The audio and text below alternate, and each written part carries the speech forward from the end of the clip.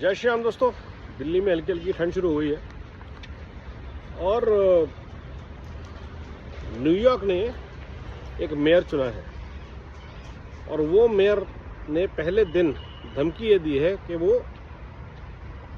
नरेंद्र मोदी को आने नहीं देना चाहता न्यूयॉर्क में, जहाँ पे यूएन है और जो कि यूएस में छोटा सा शहर है।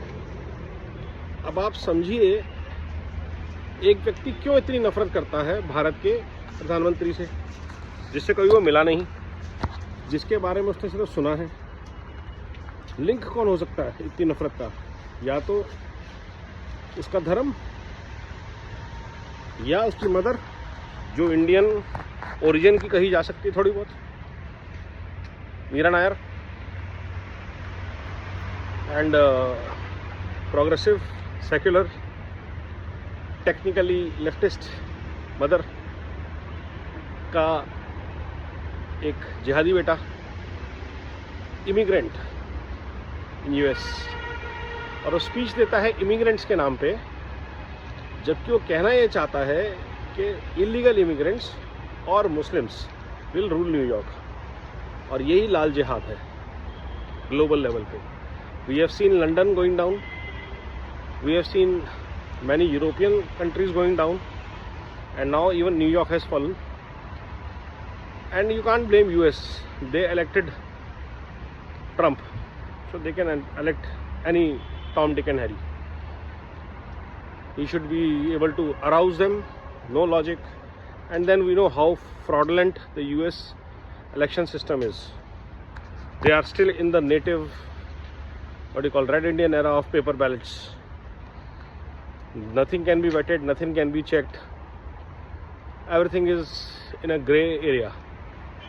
So who is playing who, nobody knows. But the fact that the Indian leftist ecosystem is celebrating somebody who has no connection with India as a son of India, that is really strange. This is unique. जो आदमी कभी India आया नहीं, जो India में पैदा नहीं हुआ, वो इंडियन है,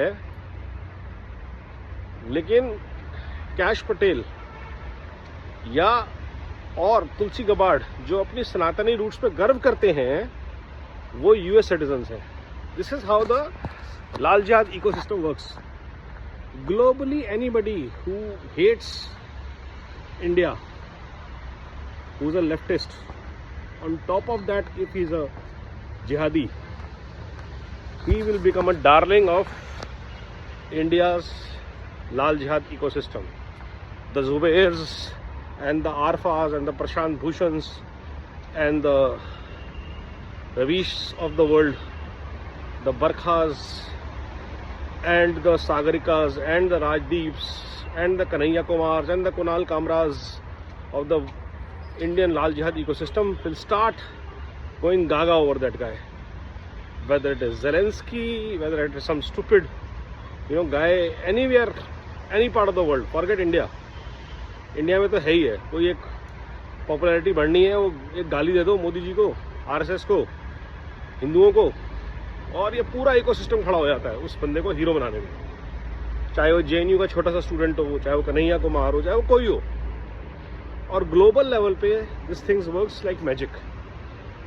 so the sickness lies in this deep state backed Lal Jihad ecosystem, because their funding source, unless they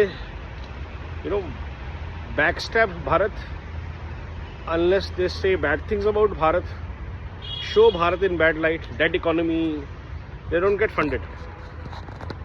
Muslims lead a secondary citizen life because they are not elected. BJP doesn't give them tickets. भैया आप दो ना, आप elect करो, किसने मना किया है? डेमोक्रेसी है ना, आप क्यों नहीं इलेक्ट करवाते उनको? Why it is BJP's responsibility? Did BJP ask for the partition of this country on religious lines? Why are all tickets in Congress not given to Muslims? Why only in Muslim vote bank areas they give? Why do they want to give any seat to Hindus? They should give all tickets, and all that applies to all parties. But they won't do it. But they will corner BJP are not doing it. BJP is very clear. हम अगर मुस्लिम area में मुस्लिम candidate को भी seat देंगे तो मुस्लिम भी हमारे लिए वोट नहीं करते. They will vote for a Hindu in that case who is there to defeat BJP. That is a level of hate that has been perpetrated by this Lal Jihad ecosystem globally, and that's how the global brotherhood operates. And Bharat को ये trick समझ में आती है, इसलिए Bharat safe है. जिसको नहीं समझ में आती वो भुगत रहे हैं. तो ममदानी जो है या कोई भी इकोसिस्टम है, इसका कहीं कोई किसी से लेना देना है ही नहीं. इसको समझना पड़ेगा. और ये हेट जो है ये ग्लोबली सपोर्टेड है. नमो भारत, वंदे मातरम, जय हिंद.